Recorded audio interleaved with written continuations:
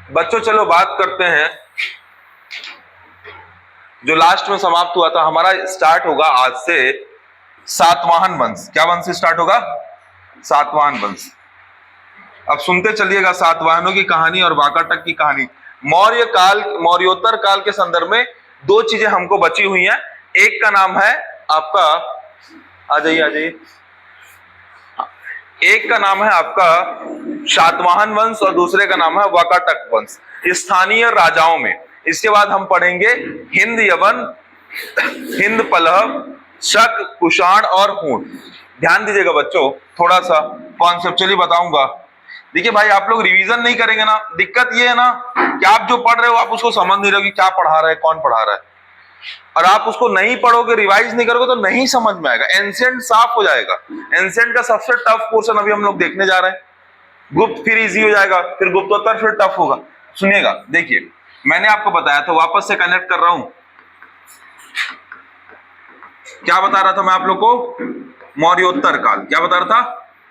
और मौर्योत्तर काल में मैंने स्थानीय और विदेशी दो राजाओं को पकड़ा, विदेशी प्रशासन को पकड़ा था। स्थानीय में हमने किसको किसको पढ़ लिया था? तो स्थानीय में हमने शुंग वंश को पढ़ लिया था और किसको पढ़ लिया था? कर्ण वंश को पढ़ लिया था। मैंने बताया था कि मैं आपको सातवाहन पढ़ाना चालू करूंगा। क्या चालू करूंगा? सातवाहन। और इसके अलावा हम पढ़ेंगे वाकाटक वंश। कौन सा वंश? वाकाटक वंश। इसके अलावा विदेशी राजाओं में हमने हिंद यवन, हिंद पल्लव, शक, कुषाण, हूण, इनको पढ़ना था। तो आज जो अभी हम स्टार्ट करेंगे वो क्या स्टार्ट करेंगे? वो स्टार्ट करेंगे सातवाहन वंश। क्या, कौन सा वंश स्टार्ट करेंगे? सातवाहन वंश। सातवाहन वंश को समझने से पहले तो आपको कर्ण समझना पड़ेगा। देखिए ध्यान दीजिएगा इधर बच्चों, आप लोग को मैप से इससे तो बताता हूं कि कम से कम याद करने में सहूलियत हो। आप लोग मेरे साथ कंटिन्यूएशन में नहीं पढ़ोगे तो आपको स्लिप हो जाएगा हिस्ट्री। देखिए मैंने आपको बताया था कि शुंग कहां थे? शुंग, कण्व और यहां पे थे। पहले कौन आया? शुंग। फिर शुंग को कौन रिप्लेस किया? कण्व। कण्व वंश का संस्थापक कौन है? कोई तो बता दो यार। वासुमित्र। कौन है? और वासुमित्र ने किसको हराया था? वासुमित्र ने किसको हराया था?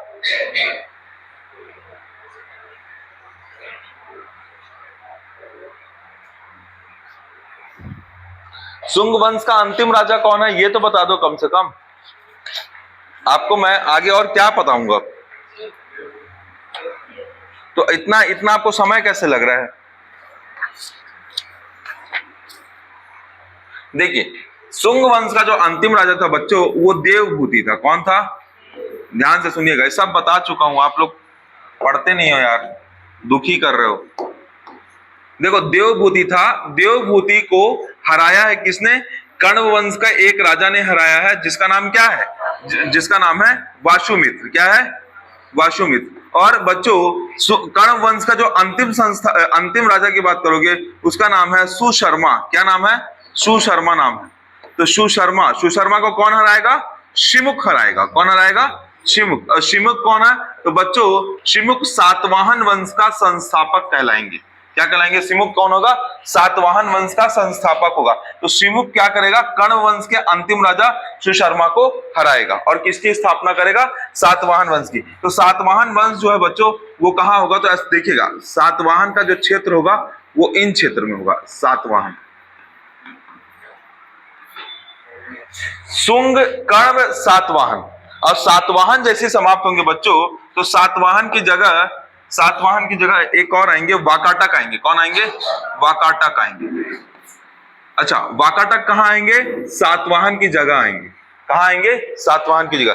ध्यान से समझिएगा, ध्यान से सुनिएगा, ये इतिहास में हो क्या रहा है इस चीज को अच्छे समझिए। देखिए आपको मैंने बताया है कि शक यहां से आएंगे, फिर कौन आएगा? कुषाण आएंगे, और कुछ क्या कौन आएंगे? हूण आएंगे। ऐसे कुछ बताया। तो याद रखिएगा सबसे अटैकिव फॉर्म में पहले आएंगे शक। कौन आएंगे? और फिर सफल रूप में कौन रहेंगे? कुषाण। कौन रहेंगे? और बहुत ज्यादा सफल रूप में नहीं रहेंगे हूण। तो मेन सफल रूप में कौन रहेंगे? प्रारंभ में कुषाण, प्रारंभ में शक, और फिर अंतिम रूप से बड़े रूप में कौन रहेंगे? कुषाण रहेंगे। ठीक है, आपको पता है कि बाहर की तरफ से 3 व्यक्ति आ रहे हैं, एक हिंद यवन, एक हिंद पल्लव। स्पेशली आप हिंद यवन और हिंद पल्लव याद रखो। कौन कौन से? हिंद यवन और हिंद पल्लव। ये पश्चिम एशिया से ये 3 है। इसमें कौन कौन डोमिनेट करेगा? कुषाण डोमिनेट करेगा। और कुषाण के ही सामंत कौन होंगे बच्चों? गुप्त होंगे। आपको पता है मौर्योत्तर काल के बाद कौन सा काल आएगा? ध्यान से सुनिएगा। लड़ाई कैसे होगी? पहले शुंग राज करेंगे। शुंग को कौन हराएगा? कण्व हराएगा। कण्व को कौन हराएगा? सातवाहन हराएगा। सातवाहन धीरे धीरे कमजोर होंगे और सातवाहन से ही, सातवाहन को कौन हराएगा? वाकाटक का एक राजा हराएगा और सातवाहन की जगह राज करने लगेगा वाकाटक। यहाँ पे इस क्षेत्र में बच्चों अभी तो आप और देख समझोगे जब दक्षिण भारत की कहानी अलग होने वाली है। दक्षिण भारत में ये जो क्षेत्र है बच्चों, यहां चालुक्य पैदा होने वाले हैं। कौन पैदा होने वाले हैं? चालुक्य। यहां पे कौन होने वाला है? वाकाटक। कौन होने वाला है? वाकाटक। ऊपर की कहानी तो अलग है, शुंग कण्व सातवाहन थे, तो सातवाहन क्या किए? इस शुंग और कण्व को हराए। लेकिन ऊपर से क्या था बच्चों? कौन आ गया है? शक आ गया। कौन आ गया? कुषाण आ गया। तो शक का उतना प्रभाव नहीं रहता है, तो कुषाण क्या करते हैं? इस क्षेत्र पर राज करते रहते हैं। किस पे? उत्तर भारत में। और कुषाण के सामंत कौन है? गुप्त है। कुषाण के सामंत कौन है? गुप्त है। तो क्या होगा? जैसे कुषाण खत्म होंगे तो नॉर्थ इंडिया में कौन आ जाएगा? गुप्त आ जाएंगे। कौन आ जाएंगे? गुप्त आ जाएंगे। तो इस क्षेत्र में कौन आ जाएंगे? स्पेशली गुप्त लोग आ जाएंगे।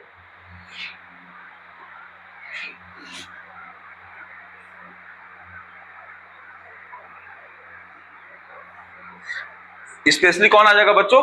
गुप्त आ जाएंगे। यहां पे कौन आ जाएगा? गुप्त। अब समझिएगा, देश दो तरीके से ना, नीचे चालुक्य पनप रहे हैं, ऊपर गुप्त पनप रहे हैं, और बीच में जो है वो क्या कहलाएंगे? वाकाटक कहलाएंगे। ध्यान से समझिएगा। शुंग कण्व सातवाहन वाकाटक, ये कैसे राजा है? स्थानीय राजा। ठीक है, अब इधर यहां पे देखोगे तो हिंद यवन एक थे, फिर कौन था? हिंद पल्लव एक थे, फिर कौन था? शक था, फिर कौन? कुषाण, और फिर कौन? हूण। कुषाण से कौन जन्म लिया है? गुप्त। अब देखो, मैं बार बार बोला हूं, समझना। शुंग वंश का संस्थापक था पुष्यमित्र शुंग। पुष्यमित्र शुंग के शासन काल में पहली बार कौन आक्रमण किया? हिंद यवन। और उसको पूरी तरीके से कौन रोका है? किस, ऐसा कौन सा राजा है? मैं क्वेश्चन पूछूंगा। मैंने बताया जो सिंधु नदी के तट पे हिंद यवन को पूरी तरीके से परास्त किया था। बताओ, बताया मैंने। कौन सा राजा है ऐसा जिसने यवनों को हराया था? वासुमित्र है यार। कौन है? वासुमित्र। अब मैं पुरानी स्लाइड अभी आपको दिखाऊंगा, उसमें मैंने लिखा है वासुमित्र है जिसने हिंद यवन को क्या किया था? टोटली कैंसिल आउट कर दिया, मतलब इनको हटा दिया। कहां? सिंधु नदी के तट पे। तो शुंग वंश का एक राजा वासुमित्र, जो किसको हरा दिया है पूरी तरीके से? हिंद यवन को। हिंद यवन चले गए। अब आया कौन? हिंद पल्लव। कौन आएगा? हिंद पल्लव। जब आगे सातवाहन पड़ेगा तो सातवाहन किसको हरा देंगे? हिंद पल्लव को हराएंगे। किसको हराएंगे? हिंद पल्लव। सातवाहनों का बहुत भीषण युद्ध होगा। किसके साथ? शकों के साथ होगा। किसके साथ होगा? शकों के साथ। तो रुद्रदामन का नाम सुना है? अरे रुद्रदामन, जूनागढ़ अभिलेख है ना। तो शक का एक राजा रहेगा रुद्रदामन, जो किससे लड़ेगा? सातवाहन के राजा से लड़ेगा। अभी आपको बताएंगे क्या, कौन है वशिष्ठी पुत्र पूर्वामी, कौतमी पुत्र सातकर्णी, कौन है ये सब। इन सब के साथ लड़ाइयां होंगी और उसमें क्या होगा? शकों को हराया जाएगा। धीरे धीरे शक उतना कमजोर नहीं होते हैं। सातवाहन धीरे धीरे कमजोर होता है। सातवाहन कमजोर होने से कौन पैदा हो जाता है? वाकाटक। क्या कौन पैदा हो जाता है? और साउथ में अलग से चालुक्य पैदा हो जाते हैं। तो साउथ इंडिया में कौन रह रहा है? चालुक्य। ऊपर कौन क्या होगा? ऊपर बच्चों शक से ज्यादा शक्तिशाली, फिर धीरे धीरे कौन उभरने लगते हैं? कुषाण। और कुषाण पूरे यहां पे आ जाते हैं। अब क्या हो रहा है? शक, कुषाण, वाकाटक और चालुक्य, ऐसा चल रहा है। नीचे क्या? चालुक्य। बीच में क्या? वाकाटक। ऊपर उत्तर भारत में क्या? कुषाण। और साइड में कौन? शक। शक समाप्त नहीं हुए। अब कुषाण धीरे धीरे राज करते। कुषाण के ही सेनापति आपस में मिलकर क्या बनाते हैं? गुप्त वंश बनाते हैं, और गुप्त की स्थायित्व को प्रदान कर देते हैं उत्तर भारत में। कहा? और कुषाण समाप्त हो जाता है। अब ये गुप्त क्या करते हैं? गुप्त बच्चों शकों को भी हराएंगे, गुप्त हूण को भी हराएंगे, और गुप्त डोमिनेंट करने लगे। कौन करने लगेंगे? यानी उत्तर भारत से कौन हट गया? शक हट गया, हूण हट गया, सिर्फ कौन बच गया? कुषाण हट गया। कौन बच गया? गुप्त बच गया। तो हूण हट गया, कुषाण हट गया, शक हट गया, इसको कौन हराया था? सातवाहन हराया था, सब हट गए। ये विदेशी आक्रमणकारी थे और ये देशी राजा थे। देशी राजा में यहां से कौन आया? वाकाटक बचा हुआ। अब वाकाटक धीरे धीरे समाप्त हो जाएंगे। वाकाटक को कौन कैप्चर कर लेगा? गुप्त कैप्चर कर लेगा। कौन कैप्चर कर लेगा? और गुप्त के बाद कौन पैदा हो जाएगा? गुप्तोत्तर काल आएगा। ये बताएंगे आगे की कहानी में। इस लिंक को क्यों नहीं समझ रहे हो आप लोग? बार बार ये लिंक समझाता हूं हर क्लास में आके, इस लिंक को आप समझ नहीं पा रहे हो। ये लिंक आपको मिलेगा नहीं, किसी किताब में ऐसा नहीं लिखा रहता कि ये आया तो ऐसा हुआ, ये आया तो ऐसा हुआ। एक साथ आपको एक जगह बता रहे ना, एक बार ध्यान से समझना, फिर से बता रहा हूं बच्चों। ये भारत है, ये भारत में मौर्य काल रहा। मौर्य काल का पूरा कंसंट्रेशन कहां था? मगध में था। कहां था? अब मौर्य काल समाप्त हुआ तो कौन सा काल आया? मौर्योत्तर काल आया। मौर्योत्तर काल आया तो दो हिस्से हुए। कैसे हिस्से हुए? दो। एक तरफ कौन था? स्थानीय राजा जो बीच के क्षेत्र को जीतना चाहते हैं, और एक तरफ क्या हो गया? बाहर के लोग। भाई मौर्य क्या था? मौर्य बहुत बड़ा हो गया था। तो मौर्य के तो ये सोचे कि कांधार जीत ले, काबुल जीत ले, कंबोज जीत ले, लाहौर जीत ले, पेशावर जीत ले, बलूचिस्तान जीत ले, मध्य एशिया जीत ले। ऐसा कौन? बाहर के लोग सोचने लगे। तो बाहर के लोगों ने क्या किया? आक्रमण किया। कहां आक्रमण किया? बाहर के लोगों ने हिंद यवन, हिंद पलह, शक, कुषाण, हूण। तो शक, कुषाण, हूण ये चीन के आसपास की ट्राइब थी जो भारत में इस तरीके से। और ये जो दो लोग थे, ये कहां से आए? पश्चिम एशिया से। तो 5 लोग कहां अटैक किए? सेंट्रल इंडिया की तरफ अटैक किए। अब इंडिया का स्थानीय राजा भी तो कुछ करेगा। तो स्थानीय राजा में पहले कौन आया? शुंग वंश। शुंग वंश के बाद कौन आया? कर्ण वंश। तो शुंग वंश ने क्या किया? बाहर के आने वाले आक्रमण में हिंद यवन को भगा दिया। और किसने स्पेशली भगाया? वासुमित्र ने। किसने भगाया?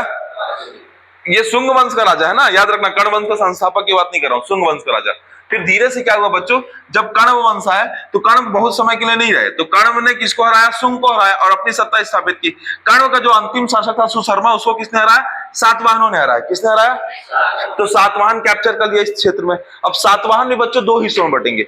एक का कहलाएगा आंध्र सातवाहन और एक कहलाएगा महाराष्ट्र के सातवाहन। जिसको आप नागपुर बोलते हो ना आज, है ना, उसको महाराष्ट्र में वो सातवाहनों की राजधानी रहेगा। पहले वाकाटक की राजधानी स्पेशली तौर पे नागपुर रहेगा और इसकी सातवाहनों की राजधानी रहेगा प्रतिष्ठान। क्या बोलते हैं उसको? प्रतिष्ठान बोलते हैं। समझ रहे मैं क्या बोलना चाह रहा हूं? ठीक है, अब समझिएगा। तो होगा ये कि बच्चों शुंग तो आ गए, कर्ण भी आ गए। शुंग और कर्ण के हारने के बाद कौन आ गया? सातवाहन आ गए। सातवाहन इस जगह पर राज करने लगे। सातवाहन दो हिस्सों में टूट गए। आंध्र प्रदेश में पैदा हुए थे और धीरे धीरे महाराष्ट्र में एक छत्र राज करने लगे। धीरे धीरे जब सातवाहन कमजोर होने लगे तो कौन उभरने लगा? वाकाटक। और वाकाटक स्पेशली कहां पे आ गए? इस क्षेत्र पे आ गए। तो नीचे क्या हुआ? नीचे कौन पैदा हो रहा था? और चोल, चेर, पांड्य, चालुक्य। ये इसकी कहानी अभी आपको नहीं बताऊं।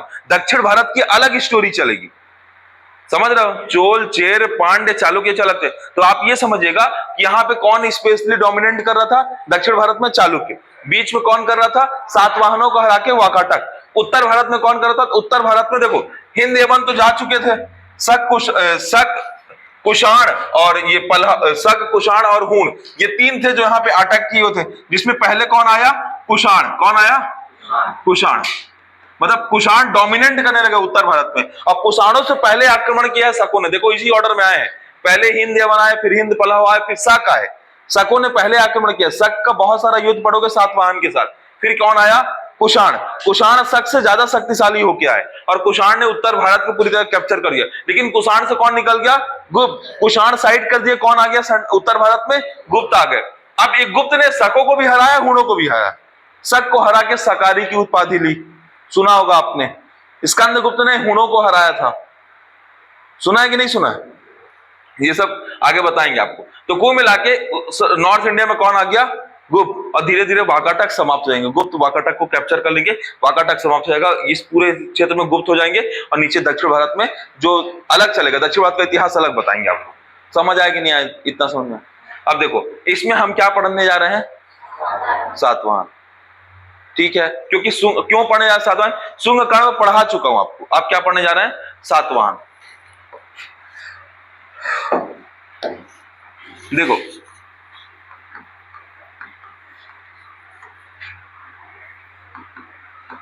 बच्चों सातवाहन काल में सबसे पहले तो हम ये कर लेते हैं कि दो चीजों में बांट लेते हैं। एक तरफ हम शासक देख लेते हैं कि शासक कौन कौन से हैं, और एक तरफ हम ये देख लेते हैं कि स्त्रोत कैसे कैसे पता चलेगा। तो बच्चों पहले राजाओं की लिस्टिंग तैयार करते हैं। देखिएगा जो शासक है ना, वो शासक कैसे कैसे, तो याद रखिएगा कि सातवाहन वंश का संस्थापक शिमुक था। कौन था? शिमुक। सातवाहन का संस्थापक कौन था? शिमुक। बच्चों शिमुक के बाद सातकर्णी प्रथम है, जो इसका एक अगला प्रतापी राजा बनता है। कौन? सातकर्णी प्रथम। इसे दक्षिण प्रजापति कहते हैं क्योंकि इसने दक्षिण भारत की तरफ अपने क्षेत्र का एक्सटेंशन चालू किया। जो सातवाहन था वो कहां पैदा हुए? कायदे से आंध्र प्रदेश से पैदा हुए, महाराष्ट्र चले गए, लेकिन अपने साम्राज्य का एक्सटेंशन करने का पहली बार काम किसने किया? वो उस व्यक्ति का नाम है सातकर्णी प्रथम। सातकर्णी प्रथम के बाद एक राजा का नाम है बच्चों हाल। क्या नाम है? हाल। और एक और राजा है गौतमी पुत्र सातकर्णी। गौतमी हाल एक ऐसा शासन, हाल एक जो राजा है, उस टाइम में सातवाहन का जो काल था वो धीरे धीरे स्लो डाउन हो गया और शांति काल आ गया। हाल के काल में कैसा था? शांति काल था। लेकिन गौतमी पुत्र सातकर्णी ने वापस से इसको उभारा। किसको? सातवाहनों के शासन काल को वापस से उभारा सातकर्णी, गौतमी पुत्र सातकर्णी ने। उसके बाद बच्चों एक और राजा है जो वशिष्ठी पुत्र पुलवामी कहलाएंगे। वशिष्ठी पुत्र पुलवामी कहलाएंगे। और एक और अंतिम जो राजा रहेगा किसका? सातवाहनों का जो अंतिम राजा रहेगा उसका नाम रहेगा यज्ञश्री सातकर्णी। यज्ञश्री सातकर्णी। अब बच्चों इसके पूरे के पूरे राजा आपको याद रखना है। पूरे के पूरे राजा में कहीं भी क्वेश्चन बन सकता है। अच्छा, इंडियन हिस्ट्री अच्छे से पढ़ लोगे, अच्छे से समझ लोगे तो छत्तीसगढ़ हिस्ट्री बहुत आसानी समझ में आएगा। ये भी समझ लो। और सर अगर जोड़ के पढ़ाएंगे, कहीं पे कुछ भी बोलेंगे तो आपको जोड़ते समझ में आएगा। नहीं भी पढ़ाएंगे तो मैं जब पढ़ाऊंगा मेडिवल हिस्ट्री और मॉडर्न हिस्ट्री तो पूरा जोड़ के पढ़ा दूंगा, तो आपको समझ में आ जाएगा वो वाला सेगमेंट कैसा है। तो हमने क्या सीखा कि सातवाहन काल के ये प्रमुख शासक है। इसमें शिमुक क्या है बच्चों? संस्थापक है। शिमुक क्या है? संस्थापक है। बच्चों एक चीज आपको पता है कि सातवाहन काल के बारे में मैंने अभी आपको बताया कि सातवाहनों की जो राजधानी थी वो प्रतिष्ठान थी। कहां थी? प्रतिष्ठान। और प्रतिष्ठान किसका नाम है? नागपुर का ही पुराना नाम है। क्या है? नागपुर का ही पुराना नाम है। महाराष्ट्र पैठान क्षेत्र को बोलते हैं। किसको बोलते हैं? पैठान क्षेत्र को। अब देखो, अब ये समझो कि सातवाहन काल के बारे में जो जानकारी मिलती है वो दो प्रकार के अभिलेख से मिलती है। किस प्रकार के अभिलेख से? दो। एक को कहा जाता है बच्चों नासिक अभिलेख। क्या कहा जाता है? नासिक अभिलेख। नासिक अभिलेख से जानकारी मिलती है। किसके बारे में? सातवाहनों के बारे में नासिक अभिलेख से जानकारी मिलती है। इसके अलावा बच्चों एक और है नाना घाट अभिलेख। तो याद रखिएगा दो अभिलेख, एक है नासिक अभिलेख। नासिक अभिलेख कैसे याद रखेंगे? अरे भाई नागपुर के पास नासिक क्षेत्र है, नासिक में जो अभिलेख मिलेगा वहां से उस क्षेत्र के राजाओं के बारे में जानकारी देगा। तो नासिक अभिलेख से किसकी जानकारी मिलती है? सातवाहनों के बारे में। एक है नाना घाट अभिलेख। कौन सा अभिलेख है? नाना घाट अभिलेख।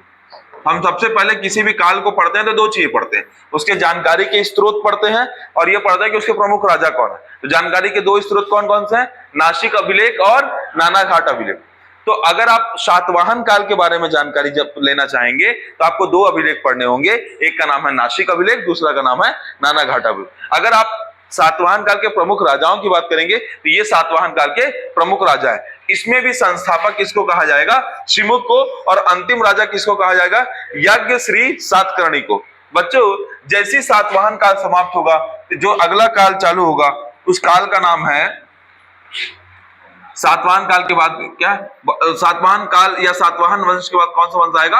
वाकाटक वंश है। और वाकाटक वंश जो है बच्चों वो दो हिस्सों में बटेगा। कितने हिस्सों में बटेगा? दो हिस्सों में। एक को कहा जाता है विंध्य के वाकाटक और एक को कहा जाता है बेसिन के वाकाटक। अभी आपको समझ में नहीं आएगा ये, तो मैं इसको समझाता हूं।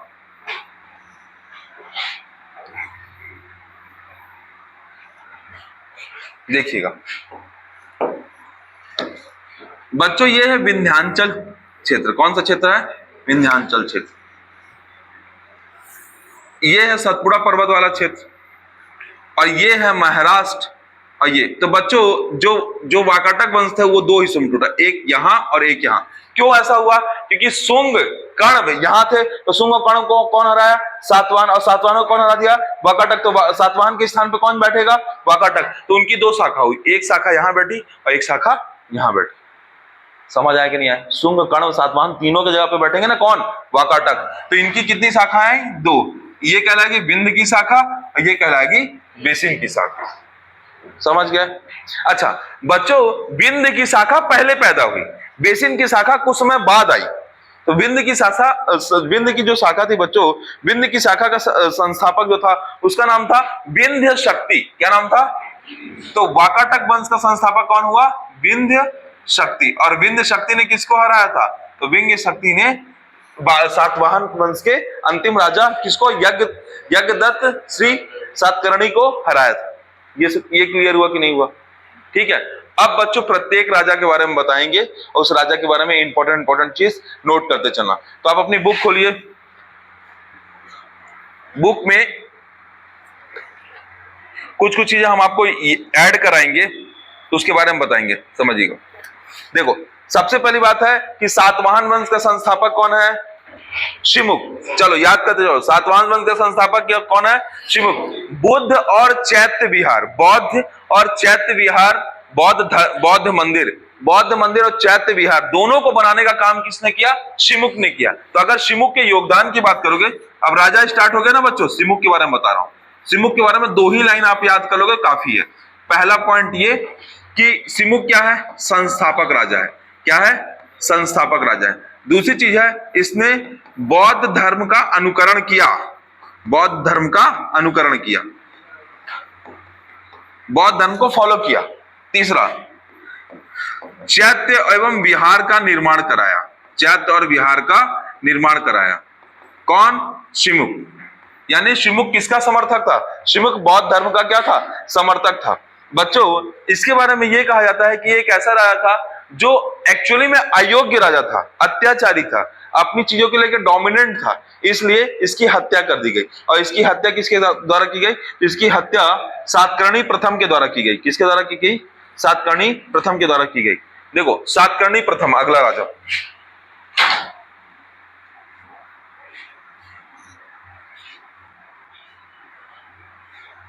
ठीक, अब किसकी बात करें बच्चों? सातकर्णी प्रथम।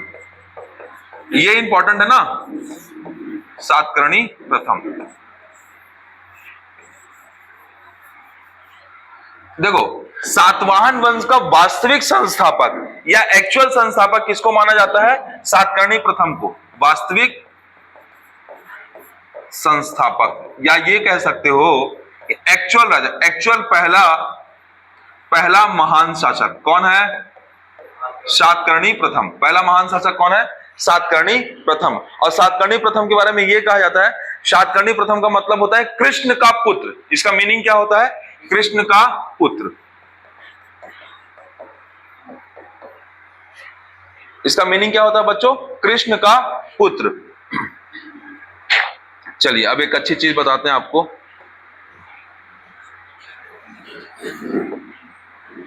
देखिए बच्चों थोड़ा सा मैप बताना पड़ेगा आपको।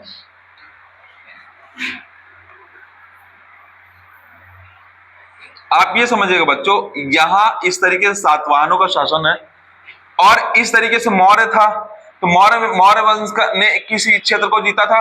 कलिंग क्षेत्र को जीता था। अरे अशोक ने कलिंग युद्ध करके कलिंग क्षेत्र को जीता था, नंदराज राजा को हराया था। लेकिन मैंने आपको बताया था कि अशोक की मृत्यु के बाद वो क्षेत्र क्या हो गया था? फ्री हो गया था। और वहां कौन सा शासन आ गया था? तो वहां पे शासन जो आ गया था, मेघ वंश का शासन आ गया था।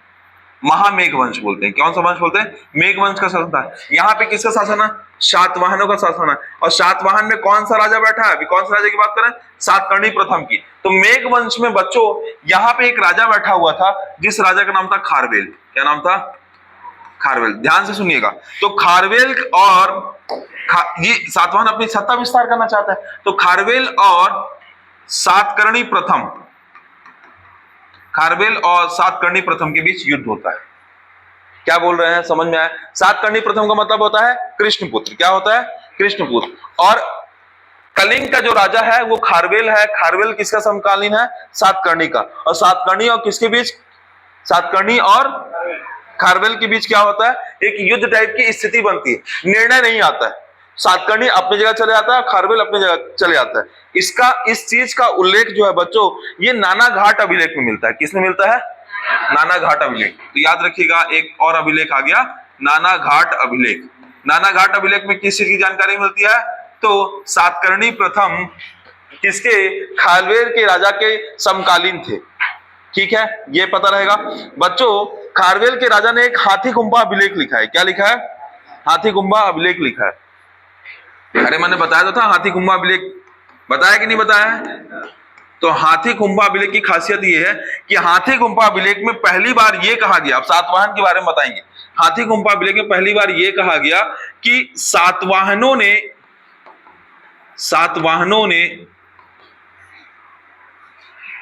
पुरोहितों को भूमि दान में दी।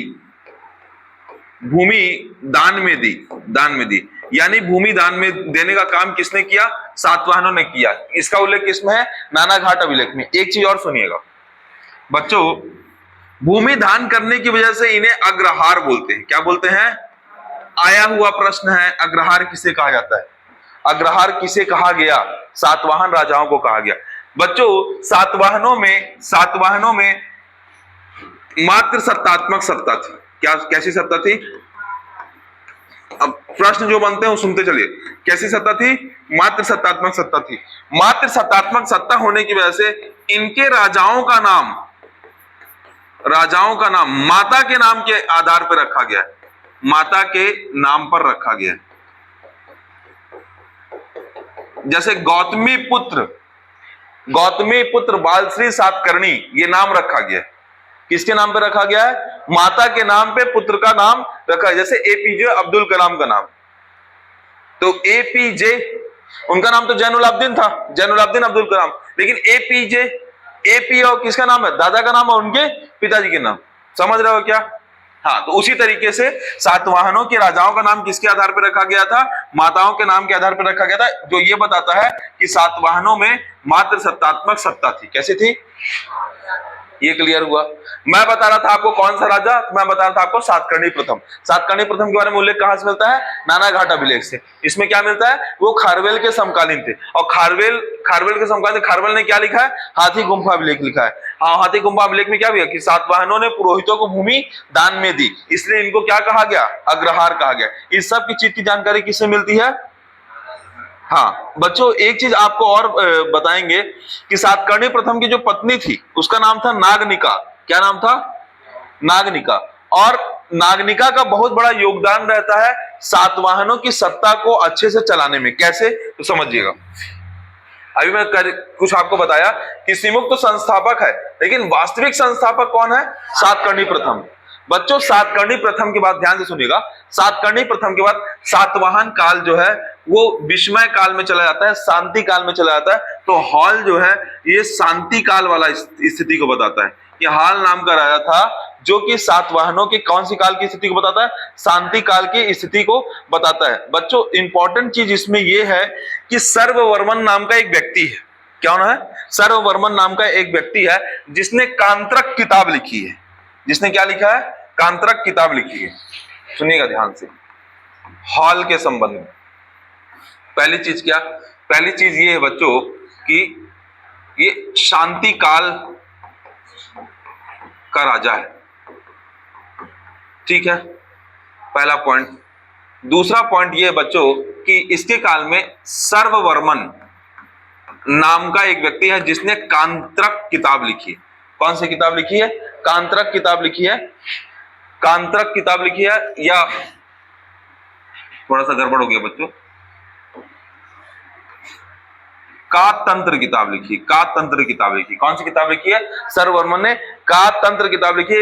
ये किताब पूछता है इस राजा को पढ़ाते हैं। तो आप इस राजा के संदर्भ में दो ही बातें याद रखेंगे। हाल नाम का राजा, आपकी बुक में नहीं दिया होगा ये, तो आप उसको ऐड कर लेंगे कहीं पे स्टिकी नोट्स के माध्यम से। तो हाल ने क्या किया है?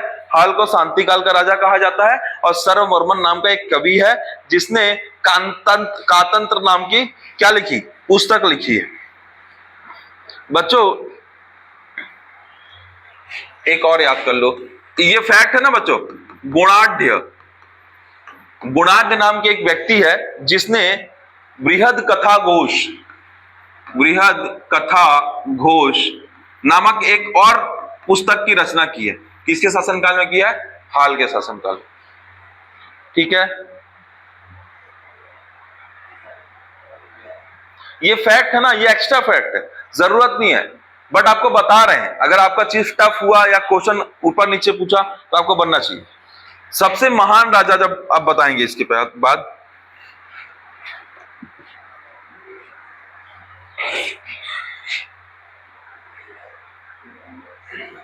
बच्चों इसमें एक उपाधि आप जरूर याद रखिएगा, दक्षिणाधिपति। ये क्वेश्चन पूछता है सातवाहनों ने किसकी उपाधि धारण की थी? सातवाहनों ने 2-3 उपाधियां धारण की थी, जिसमें एक उपाधि क्या है? दक्षिणाधिपति।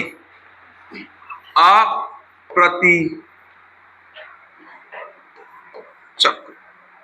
दूसरी उपाधि ये धारण की थी, अप्रतिहत चक्र। अब ये टर्म है, इसको चेंज नहीं कर सकते। किसकी? अप्रतिहत चक्र। एक उपाधि कौन सी धारण की? अप्रतिहत चक्र। एक उपाधि कौन सी धारण की? दक्षिणाधिपति। याद रखिएगा ये सातकर्णी प्रथम की है। गौतमी पुत्र सातकर्णी की 2 उपाधियां और रहेंगी, जिसको मैं आपको बताऊंगा।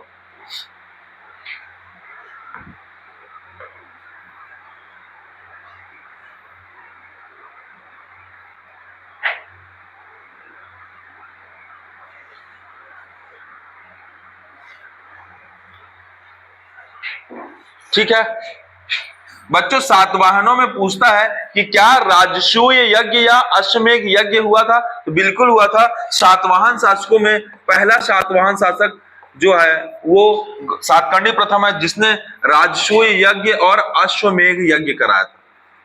लेकिन जनरली आपसे इतिहास में अश्वमेघ यज्ञ कराने वाला राजा कौन सा ये पूछता है, वो पुष्यमित्र शुंग है। लेकिन अगर कभी इस वंश स्पेसिफिक पूछ दिया तो आपको ये पता होना चाहिए। फोटो खींच लो, लिखोगे तो टाइम लगेगा, फोटो खींच लो। शेयर तो होगा ही होगा, जिनको आंतरिक सेटिस्फेक्शन मिल जाए। ठीक है, आप यहां बैठ के रटने का कोशिश किया करो, सेट होने का कोशिश किया करो कि टीचर चीजों को कैसे सेट कर रहा है, वो आपको करना है ना। अब देखो, हाल के बाद आते हैं एक इंपॉर्टेंट राजा, गौतमी पुत्र सातकर्णी। इसकी बात कर रहे हैं, गौतमी पुत्र सातकर्णी प्रथम, या गौतमी पुत्र सातकर्णी भी बोलते हैं। देखो, गौतमी पुत्र सातकर्णी के बारे में सबसे इंपॉर्टेंट चीज है, जो सातवाहन काल था, जो पूरी तरीके से किस में चला गया था? शांति काल में चला गया था। तो सातकर्णी प्रथम एक ऐसे राजा है जिसने क्या किया? सातवाहनों की शक्ति और प्रतिष्ठा को पुनः स्थापित किया। तो लिखेंगे सातवाहनों की शक्ति और प्रतिष्ठा को पुनः स्थापित करने वाला रहा, पुनः स्थापित किया। बच्चों इसने साम्राज्य विस्तार की नीति अपनाई। इसने क्या किया? साम्राज्य विस्तार की नीति अपनाई। मतलब ये अपने साम्राज्य क्या करना चालू किया? एक्सटेंशन करना चालू किया। क्या चालू किया? एक्सटेंशन। और इसके बारे में क्या कहा जाता है? इसके बारे में पूरी जानकारी हमको किस अभिलेख से मिलती है? एक नानघाट अभिलेख था। जो दूसरा इंपॉर्टेंट अभिलेख है बच्चों, वो है नासिक अभिलेख। कौन सा अभिलेख है? नासिक अभिलेख। तो नासिक अभिलेख से हमें किसके बारे में जानकारी मिलती है? गौतमी पुत्र सातकर्णी प्रथम के बारे में, या गौतमी पुत्र सातकर्णी के बारे में जानकारी मिलती है। बच्चों इसमें इंपॉर्टेंट चीज ये है कि जो नासिक अभिलेख है ना, नासिक अभिलेख में ही कहा गया है कि ये वर्ण व्यवस्था का रक्षक था। वर्ण व्यवस्था का रक्षक था। किसे कहा गया है? सातकर्णी प्रथम को। क्या कहा गया? ये वर्ण व्यवस्था, गौतमी पुत्र सातकर्णी प्रथम की बात करना ना, गौतमी पुत्र, तो वर्ण व्यवस्था का क्या कहा गया है? रक्षक कहा गया। अब वर्ण व्यवस्था का रक्षक से मतलब क्या है? अरे क्षत्रिय, ब्राह्मण, वैश्य, शूद्र समाज में होना चाहिए या नहीं होना चाहिए? बिल्कुल होना चाहिए। ये किसका कहना है? गौतमी पुत्र सातकर्णी का। अच्छा, गौतमी पुत्र मतलब उसकी माता का नाम गौतमी है, तो गौतमी का पुत्र कौन? सातकर्णी। तो आप गौतमी पुत्र सातकर्णी करो, नहीं तो कंफ्यूज हो गए। सातकर्णी प्रथम देखो, सुनो, देखोगे तो बार।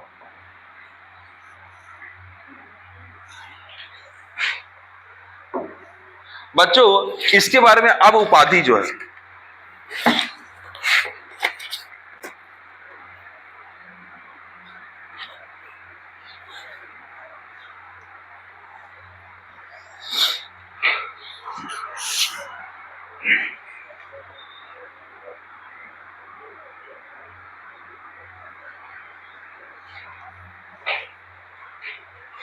अब थोड़ा सा ना जो जो बताऊंगा 3-4 चीजें बहुत इंपॉर्टेंट है।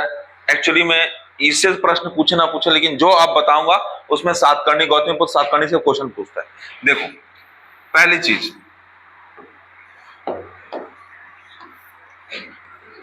ध्यान से सुनना बच्चों, शकों का राजा नहपान, को क्या बोल रहा हूं, शकों का राजा नहपान। किसका, किसकी बात कर रहा हूं, शक। कौन आ चुके हैं, सातवाहन। सातवाहन कहां बैठे हैं, महाराष्ट्र और आंध्र प्रदेश में। शक कहां बैठे हैं, शक भारत की तरफ एंट्री ले रहे हैं और गुजरात के आसपास हैं। शक की पहली लड़ाई होगी। शक का राजा कौन है, नहपान। नहपान किससे लड़ाई करेगा, गौतमीपुत्र सातकर्णी से लड़ाई करेगा। किससे लड़ाई करेगा, हाँ, तो गौतमीपुत्र सातकर्णी नहपान को हरा देंगे।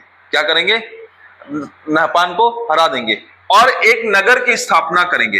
यानी शक वर्सेस, या ये गलत लिख दिया, ऐसे बोल सकते हो, नहपान, नहपान वर्सेस क्या होगा, गौतमीपुत्र सातकर्णी।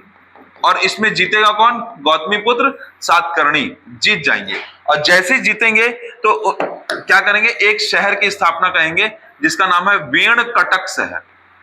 कौन सा शहर, वेणकटक नगर की स्थापना की जाएगी शकों को हराने के बाद। किसको हराने के बाद, शकों को हराने के बाद क्या, किसकी स्थापना की जाएगी, वेणकटक की स्थापना की जाएगी। बच्चों गौतमीपुत्र सातकर्णी, समझिएगा, अभी एक उपाधि के बारे में बताएंगे, लास्ट में उपाधि बताएंगे क्योंकि सबको जोड़ेंगे।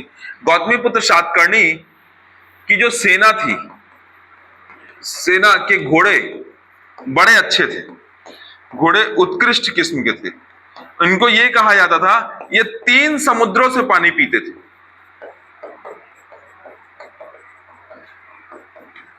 इसका मतलब समझे आप, अरे भैया भारत पेनिनसुलर इंडिया, इधर से भी पानी पीते थे, इधर से भी और इधर से भी।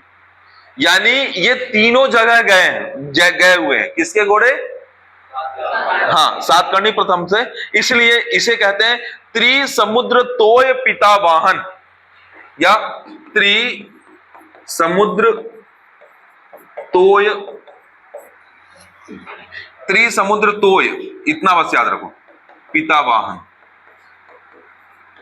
अरे मतलब बता देते हैं, त्रि मतलब 3, समुद्र मतलब समुद्र, तोय मतलब क्या, पानी, पीने की चीज, ठीक है, और पितावाहन, पीते हैं, पितावाहन, ठीक है, त्रिसमुद्र तोय पितावाहन। अब बच्चों सातकर्णी प्रथम ने, ये जो गौतमीपुत्र सातकर्णी थे, इनकी जो उपाधियां थी वो उपाधियां सुन लो। ये खुद को अद्वितीय ब्राह्मण बोलते थे। क्या बोलते थे, अद्वितीय ब्राह्मण। ये अपने आप को क्या कहना चाह रहा है, मैं ब्राह्मण था। क्या कहना चाह रहा है, मैं ब्राह्मण था। इसके अलावा बच्चों वेणकटक स्वामी, क्या बोलते थे, वेणकटक स्वामी। अरे वेणकटक बनाया ना इसने शहर में, वेणकटक स्वामी। इसके राजा गज बोलते थे, यानी गजों का स्वामी, हाथियों का स्वामी, राजा गज बोलते थे। क्या बोलते थे, राजा गज बोलते थे। और विंध्य नरेश बोलते थे। क्या बोलते थे, विंध्य नरेश। विंध्य नरेश कैसे आएगा तो अभी आपको समझ में आएगा। जैसे ये जब हटेगा कौन आएंगे, वाकाटक आएंगे, तो विंध्य से वाकाटक शुरुआत करेंगे, तो ये विंध्य नरेश भी बोलते थे। तो ये अपने आप को कैसी, कितनी उपाधि देके रखा था, 4 उपाधि। खुद को क्या बोलता था, अद्वितीय ब्राह्मण, वेणकटक स्वामी और राजा गज, विंध्य नरेश और त्रिसमुद्र तोय पितावाहन। उसके क्या थे, घोड़े थे। इतना याद कर लोगे बहुत है। ध्यान से देखो एक बार क्या क्या लिखा हुआ है, फिर इसके बाद अगले राजा की तरफ जाएंगे।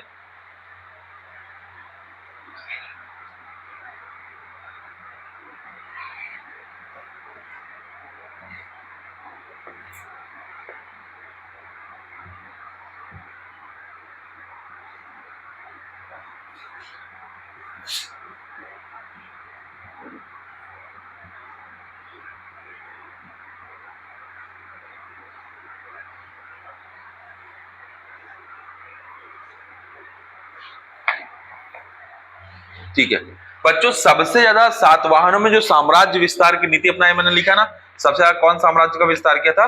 गौतमी पुत्र सातकर्णी। अब देखो, अब इंपॉर्टेंट चीज, आखिरी चीज बताते हैं, कौन से राजा की बात करेंगे? वशिष्ठी पुत्र पुलवामी।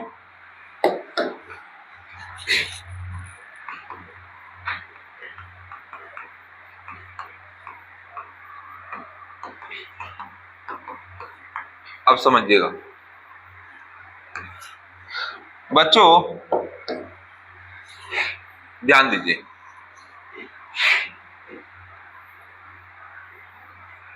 ये जो वशिष्ठी पुत्र पुलवामी ना, वो यहां बैठे हुए, कहां बैठे? यहां पे। और शक यहां बैठे हुए, मैंने बताया ना, शक बार बार गुजरात को पकड़े हुए हैं, गुजरात को छोड़ नहीं रहे हैं, तो याद रखिएगा शक यहां बैठे। और शक का राजा पहले कौन था? नहपान। अब राजा है बच्चों रुद्रदामन। कौन है? रुद्रदामन। अब रुद्रदामन वर्सेस वशिष्ठी पुत्र पुलवामी होगा, ठीक है? वशिष्ठी पुत्र, इन दोनों का युद्ध होगा बच्चों। क्या होगा पता है? रुद्रदामन 2 बार युद्ध करेगा। किसके साथ? वशिष्ठी पुत्र पुलवामी, और दोनों बार हराएगा। किसको? याद रखिएगा, शक हरा रहे हैं, शकों के द्वारा हराया गया। क्या होगा? शकों के द्वारा हराया गया। किसको हराया गया? सातवाहनों को हराया गया, वशिष्ठी पुत्र पुलवामी को हराया गया। अब क्या किया रुद्रदामन ने? क्या किया? रुद्रदामन दूरगामी था, वो शक की सत्ता को भारत में स्थापित करना चाहता था। तो रुद्रदामी ने अपनी पुत्री का विवाह,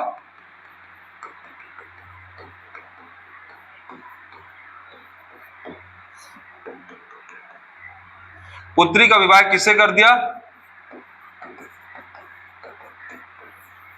और एक जगह से सत्ता बना ली। अच्छा, तो ये 2 चीजें घटना हुई है किसके टाइम पीरियड में? पुलवामी के साथ। तो वशिष्ठी पुत्र पुलवामी की बात करोगे तो रुद्रदामन के साथ 2 युद्ध और पुत्री का विवाह किससे? वशिष्ठी पुत्र से। ये बस याद रखना।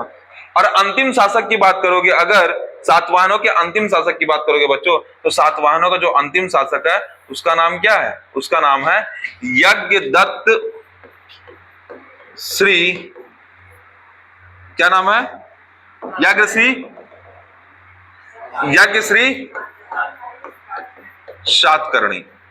यज्ञश्री सातकर्णी, ये क्या हो गया बच्चों? अंतिम शासक हो गया। अच्छा, इस शासक की भी एक कहानी है, अंतिम शासक। ये शासक की कहानी है कि ये शासक जिस सिक्के को चलाता था, जिस भी सिक्के को चलाता था, उसमें नाव के चिन्ह का प्रयोग करता था। नाव के चिन्ह का प्रयोग करता था। क्यों? जो ये बताता है कि उस समय जल के ऊपर नाव की व्यवस्था और व्यापार को लेके ये राजा बहुत सजग था और इसे समझ थी। किसके संदर्भ की बात हो गई है? यज्ञश्री सातकर्णी, यज्ञश्री सातकर्णी। तो इस तरीके से बच्चों आपका सातवाहन समाप्त होता है। हाँ पूछो। पुत्री का विवाह किससे किया?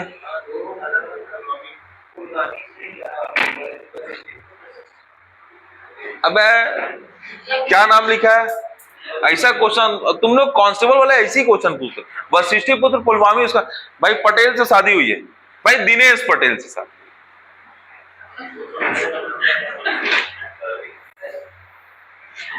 लो भाई,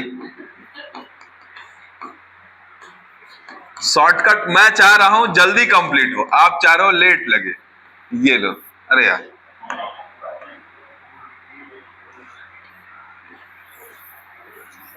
आप समझ में आया?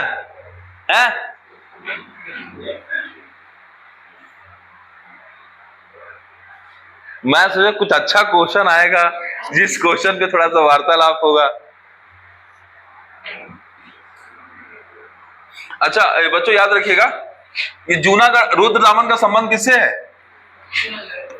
जूनागढ़ अभिलेख से। अब अगर पूछेगा, देखिए कितना अच्छे से क्वेश्चन पूछ सकता है। इसी में मैं एक प्रश्न बनाता हूं, निम्नलिखित में से कौन सा अभिलेख है जो सातवाहनों से संबंधित नहीं है?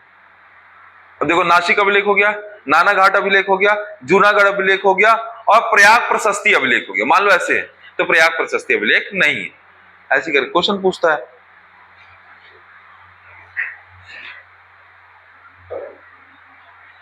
एक बार शुरू से मैं दिखा दे रहा हूं, देख लो क्या क्या चाहिए। तुम लोग को भूलते बहुत ज्यादा हो, भूलते ज्यादा नहीं हो, पढ़ते ही नहीं हो।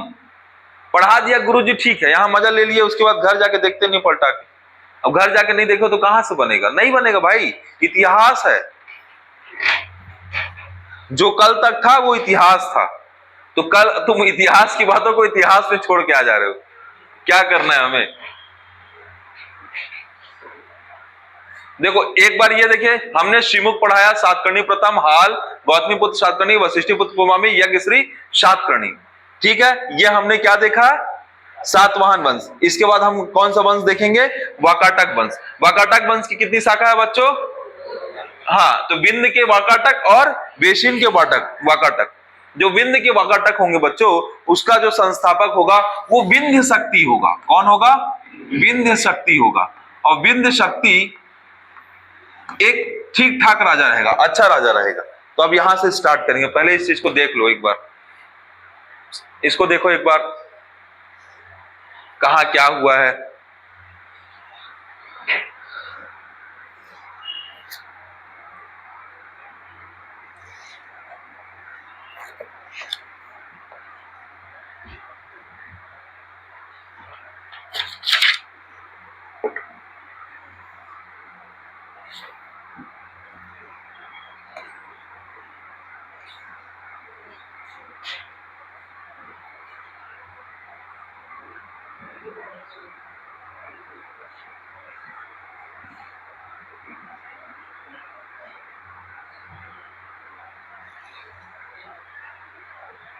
एक एक बार देखते जाओ।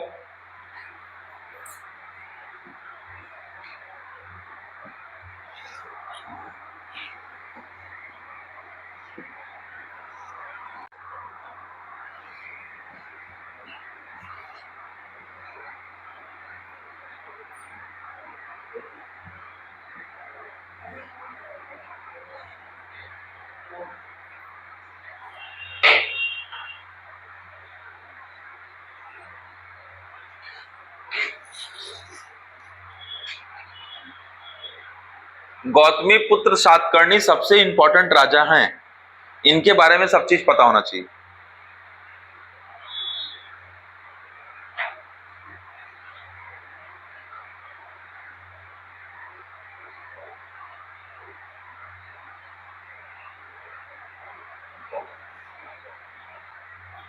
चलिए आगे बढ़े। आप बढ़िए ना बढ़िया, हमें बढ़ना पड़ेगा। चलिए स्टार्ट करते हैं हम। कौन सा वंश, इसको पहले करेंगे थोड़ा सिंपल, सेम फॉर्मेट। एक तरफ कौन आ जाएगा, शासक। एक तरफ कौन आ जाएगा, रुको एक काम करते, इस बार शासक नहीं, एक तरफ आ जाएगा। इनको समझने के लिए कौन कौन से स्त्रोत का प्रयोग करेंगे हम लोग, ठीक है।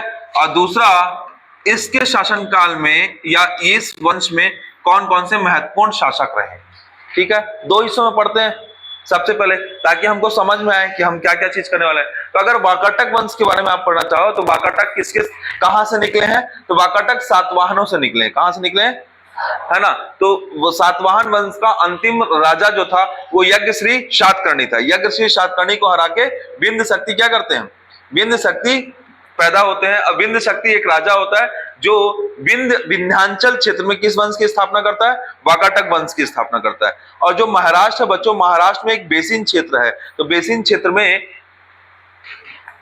व्यक्ति होता है, सुनिएगा, यहां से दो शाखा है। एक का नाम क्या हो गया, विंध्यांचल की शाखा, विंध्यांचल की शाखा। और एक कौन सा हो गया, बेसिन की शाखा। ध्यान से सुनिएगा ना बच्चों, अभी बताएंगे, जो इंपॉर्टेंट होगा वही चीज बताएंगे। विंध्यांचल में कौन आएगा बच्चों, तो विंध्य शक्ति आएगा। कौन आएगा, विंध्य शक्ति।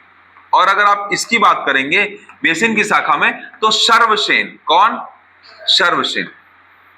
अच्छा, सर्वसेन कौन है? तो प्रवरसेन प्रथम का पुत्र। कौन है?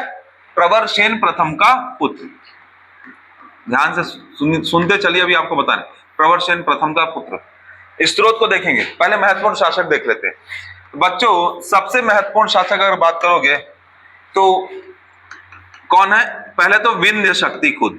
कौन? विंध्य शक्ति। दूसरे इंपॉर्टेंट राजा का नाम है प्रवरसेन। क्या नाम है? प्रवरसेन प्रथम। फिर इसके पुत्र का नाम क्या है? सर्वसेन। फिर इसके बाद क्या है? रुद्रसेन प्रथम। फिर कौन है? पृथ्वीसेन।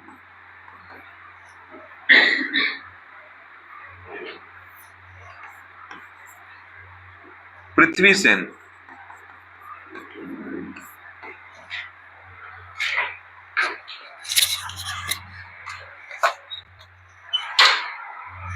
ठीक है, पृथ्वीसेन। फिर कौन है? पृथ्वीसेन के बाद बच्चों रुद्रसेन द्वितीय। रुद्रसेन द्वितीय के बाद प्रवरसेन द्वितीय। ऐसे रहे। अब देखो इसमें सब में एक एक लाइन ही पढ़ना है, ज्यादा नहीं पढ़ना है, नाम बस देखो। विंध्य शक्ति कौन है? विंध्य शक्ति कौन है? संस्थापक। और बच्चों याद रखिएगा, वाकाटक वंश के लोग खुद को क्या बोलते हैं? तो खुद को वैष्णव धर्म का अनुयायी बोलते हैं। क्या बोलते हैं? वैष्णव धर्म का अनुयायी बोलते हैं बच्चों। लेकिन अब आपको इसी में याद रखना है, वैष्णव धर्म का अनुयायी है, लेकिन रुद्रसेन प्रथम अपने आप को शैव मतानुलंबी बोलता है। शैव मत का अनुसरण करने वाला। किसकी बात कर रहे हैं? रुद्रसेन प्रथम की। वैष्णव धर्म का अनुकरण करने वाले क्या है? पूरे शासक कौन से हैं? वैष्णव धर्म का अनुकरण करने वाले। लेकिन रुद्रसेन उसमें कौन से धर्म को फॉलो करता है? शैव मतावलंबी है या शैव धर्म का अनुकरण करता है। ठीक है बच्चों,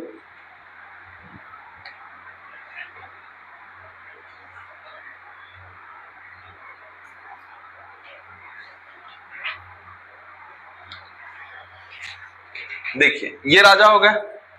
अब स्त्रोत की बात देख लेते हैं। स्त्रोत में एक मतलब 3 याद रखना बस। पूना से एक ताम्र पत्र प्राप्त हुआ है। पूना ताम्र पत्र। क्या बोलते हैं? पूना ताम्र पत्र। एक प्रशस्ति अभिलेख है, ठीक है वो। और एक और ताम्रपत्र प्राप्त हुआ है, जिस ताम्रपत्र का नाम है रिद्धिपुर ताम्रपत्र। क्या? रिद्धिपुर।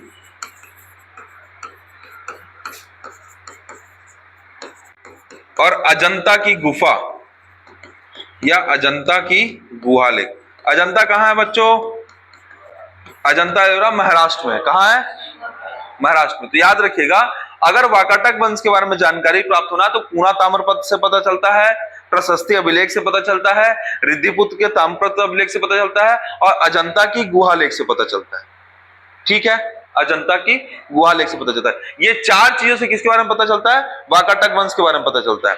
और इसमें वाकाटक तो लोग पढ़ाते नहीं है, मतलब बोलते हैं वाकाटक का संस्थापक कौन है? विंध्यसेन, बस इतने ही बताते हैं। तो आप विंध्य शक्ति, तो आप याद रखिए वाकाटक संस्थापक कौन है? विंध्य शक्ति है। विंध्य शक्ति कैसा वाला है? वैष्णव धर्म का अनुयायी है। कैसा है? वैष्णव धर्म का अनुयायी है। बच्चों ये 3री शताब्दी से लेकर 6वीं शताब्दी मैंने बताया है तक किसका शासन था? वाकाटक वंश का था। वाकाटक वंश अचानक से समाप्त नहीं होगा, वाकाटक वंश को समाप्त होने में समय लगा। ठीक है, अब ना सबके बारे में, प्रवरसेन के बारे में 2 पॉइंट बताऊंगा, सर्वसेन के बारे में 2 पॉइंट बताऊंगा, पृथ्वीसेन के बारे में 2 पॉइंट बताऊंगा। देखो एक्चुअल में क्या है बच्चों, पृथ्वीसेन के पुत्र का नाम होगा रुद्रसेन, और रुद्रसेन का विवाह किया जाएगा किसी एक व्यक्ति विशेष से, है ना। वो व्यक्ति विशेष कहां का होगा उसको समझाएंगे। ठीक है, और फिर प्रवरसेन द्वितीय का क्या है, और इसमें जो इंपॉर्टेंट होगा सिर्फ वो। तो पहले तो आप देखिए विंध्य शक्ति को क्या बोल रहे हैं? वैष्णव धर्म का अनुयायी। और क्या है? किसका संस्थापक है? वाकाटक वंश का संस्थापक है, वो भी किसका? विंध्य क्षेत्र का। किसका संस्थापक है? विंध्य क्षेत्र का। अब बच्चों याद रखिएगा कि प्रवरसेन प्रथम जो है, किसकी बात करें? इसने ब्राह्मण धर्म को बढ़ाया, प्लस 4 अश्वमेघ यज्ञ कराए। किसने कराया? प्रवरसेन प्रथम ने। क्या कराया? 4 अश्वमेध यज्ञ कराया और क्या किया, और ब्राह्मण धर्म की स्थापना की। बच्चों प्रवर सेन की जो एक पुत्री थी उसका विवाह वो नागवंशी राजा से कराते हैं। किससे कराते हैं? नागवंशी राजा, जो बिल्कुल इंपॉर्टेंट नहीं, आप मत समझिएगा, कोई दिक्कत नहीं। अगला देखिए बच्चों, रुद्रसेन। क्या दिख रहा है? रुद्रसेन। रुद्रसेन क्या है तो समझिएगा बच्चों, जब प्रवर सेन था तो प्रवर सेन के टाइम में 2 चीजें होती है। नंदीवर्धन समझते हैं आप? नंदीवर्धन किसका नाम है? सुनिएगा, पूछेगा क्वेश्चन, आया हुआ क्वेश्चन है। प्रतिष्ठान किसका नाम है? पैठन क्षेत्र का या महाराष्ट्र का नाम है? किसका नाम है? पैठन क्षेत्र या महाराष्ट्र का नाम क्या है? प्रतिष्ठान। और नागपुर का पुराना नाम क्या है? तो नंदीवर्धन। क्या है? आप लोग नहीं पढ़े हो नंदीवर्धन? पढ़ाया क्या होगा यार, ऐसा हो ही नहीं सकता, नहीं पढ़ाए? पढ़े हैं?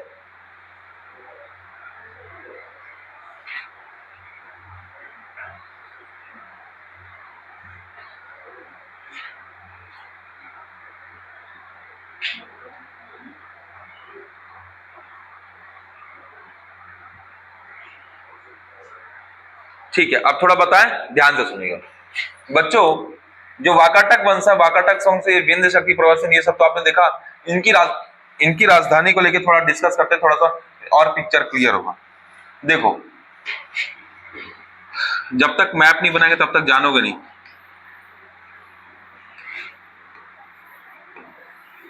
देखो बच्चों ध्यान से समझना,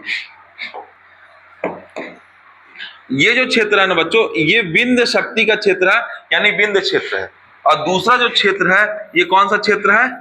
ये बसीन की शाखा है। ठीक है, बसीन की शाखा और विंध्य शक्ति का क्षेत्र। अब हुआ क्या बच्चों, प्रवर सेन की ना 2 पुत्र थी। कितने पुत्र थे? प्रवर सेन के 2 पुत्र थे। एक का नाम जो है बच्चों, एक का नाम है गौतमी पुत्र, क्या नाम था? और एक का नाम था सर्वसेन। क्या नाम था? तो गौतमी पुत्र को नंदीवर्धन दे दिया गया। क्या दे दिया गया? नंदीवर्धन दे दिया। नागपुर क्षेत्र बांट दिए कि तुम यहां पे अब चीजों को मैनेज करो। और सर्वसेन को कौन सा क्षेत्र दे दिया गया? तो सर्वसेन को विंध्य क्षेत्र दे दिया गया। कौन सा क्षेत्र दे दिया गया? अंत में क्या हुआ, दोनों आपसी समझौते के माध्यम से, आपसी कुछ बातचीत होती है भाई के माध्यम, भाई लोग मिलके इन लोग क्या करते हैं, एक नई शाखा बनाते हैं, जिस शाखा को क्या कहते हैं? बेसिन की शाखा। अभी तक उस प्रवर सेन के टाइम तक बेसिन की शाखा नहीं बनी थी, तो इसमें योगदान मेन किसका रहता है? सर्वसेन का। इसलिए बेसिन की शाखा किसके अधीन होती है? सर्वसेन। और वो उसका सर्वसेन किसके पिता का कौन रहते हैं? प्रवर सेन पर। आप समझ में आया कि नहीं आया? और जैसे सर्वसेन का बनाया हुआ शाखा बेसिन की शाखा हो जाती है, तो अब क्या होता है बच्चों, जो गौतमी पुत्र रहता है उसका बेटा रहता है रुद्रसेन। कौन? गौतमी पुत्र का बेटा कौन रहता है? रुद्रसेन। तो रुद्रसेन किसका पुत्र रहता है? तो याद रखिएगा बच्चों, गौतमी पुत्र का पुत्र रहता है, याद रहेगा। और रुद्रसेन किस धर्म का अनुकरण करता है? तो रुद्रधन शैव धर्म का अनुकरण करता है। किसका अनुकरण करता है? शैव धर्म का अनुकरण करता है। बच्चों अगला राजा आपको दिखेगा पृथ्वीसेन। कौन दिख रहा है? तो पृथ्वीसेन के पुत्र का नाम भी क्या रहता है? रुद्रसेन रहता है। क्या रहता है? रुद्रसेन, लेकिन द्वितीय। रुद्रसेन द्वितीय। तो रुद्रसेन किससे विवाह कर देता है? तो चंद्रगुप्त द्वितीय की पुत्री प्रभावती से। अब सुनिएगा, यहां पे कहानी में आएगा ट्विस्ट।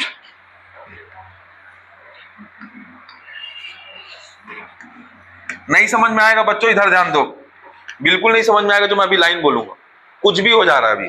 देखो नीचे यहां पे शुंग था, कण्व था, सातवाहन था, वाकाटक हुआ, इतना समझ में आया। बाहर से कौन हुआ? हिंद, यवन, हिंद सबको हटा दिए। उधर से कौन आया? शक आया, कुषाण आया, हूण आया। शक से कौन लड़ाई की? अभी सातवाहन लड़ाई की, बताया ना अभी सातवाहन।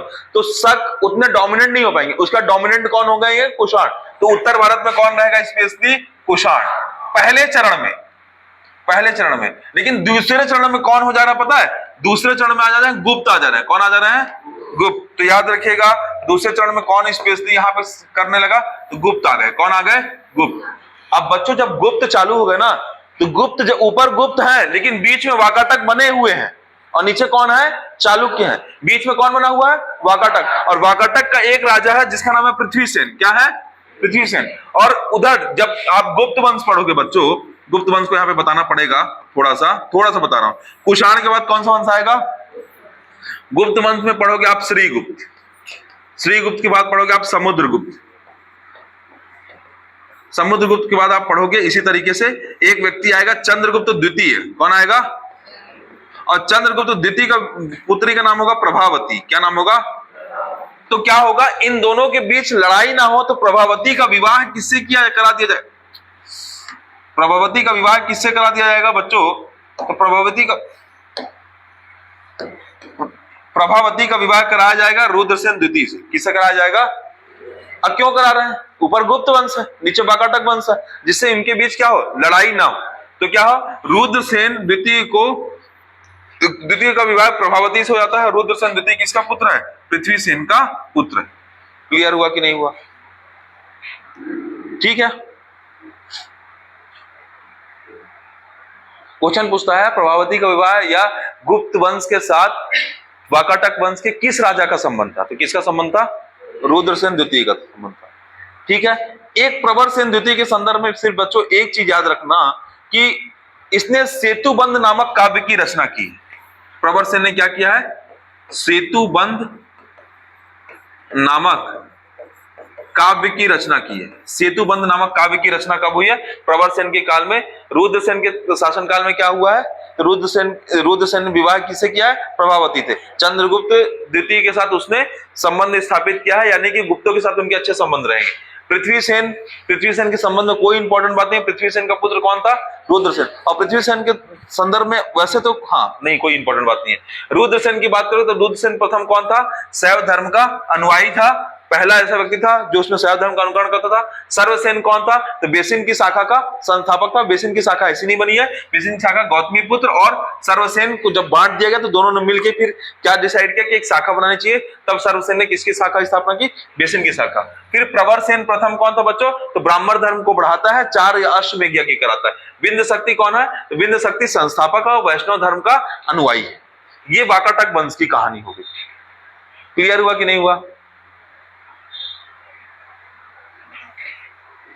देखो बच्चों, मौर्योत्तर काल कंप्लीट हो गया। स्थानीय राजा हमने पढ़ा सुंग, हमने पढ़ा कण्व, हमने पढ़ा सातवाहन, हमने पढ़ा वाकाटक। एक दिन में खत्म हो जाएगा हिंद